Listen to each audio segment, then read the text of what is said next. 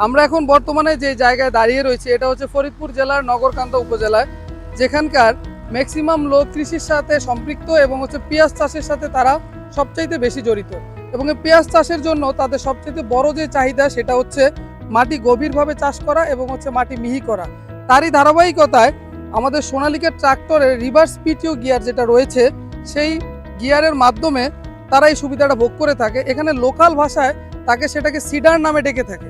এই cedar gear তারা ব্যবহার করে মাটির গভীরতা বাড়ে এবং হচ্ছে আপনার মাটি মিহি হয়ে যাচ্ছে।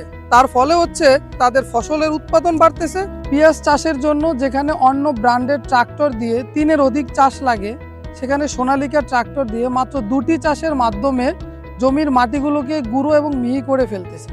এই নগরকান্দা উপজেলা লস্করদিয়া গ্রামেই 10টি সোনালিকা ট্রাক্টর রয়েছে, যেগুলো শুধুমাত্র পেঁয়াজ চাষের সাথে অতপ্রতভাবে জড়িত।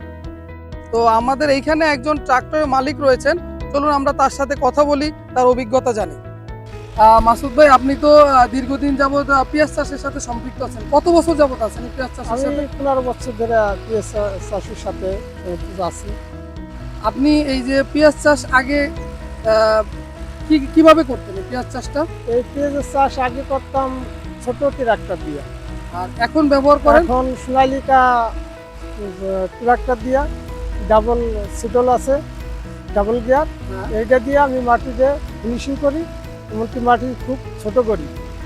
আপনার এই সিডার গিয়ার ব্যবহার করে আপনি সুবিধা পাচ্ছেন কিভাবে? সিডার গিয়ার থাকার কারণে?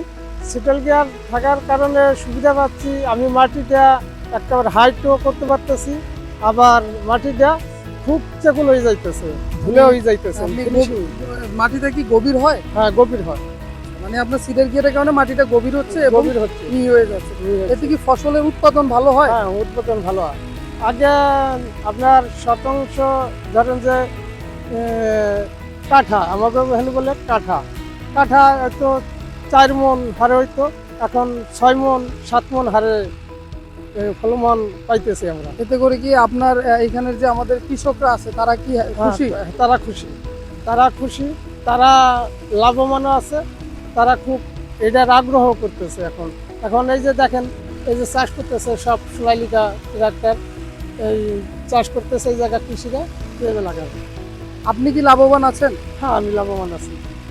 আগে আমি ওটা মনে করেন যে সর্বোচ্চ 1.5 বিঘা ভূমি চাষ করা করতাম, এখন এই বড় ট্রাক্টর দিয়ে আমি চাষ করতেছি ডেলি 6 থেকে 7 বিঘা। কারণ এটা তো মাটি ছোট করা লাগে, এই কারণে আস্তে আস্তে গাড়ি চালাইয়া সিজার করে যাইতে হয়। ধন্যবাদ মাসুদ ভাই, আপনাকে আপনার অভিজ্ঞতা শেয়ার করার জন্য। ভালো থাকবেন। এই অঞ্চলের পেঁয়াজ চাষিদের সফলতার পিছনে সোনালিকা ট্রাক্টর হয়ে উঠেছে একটি নির্ভরযোগ্য নাম।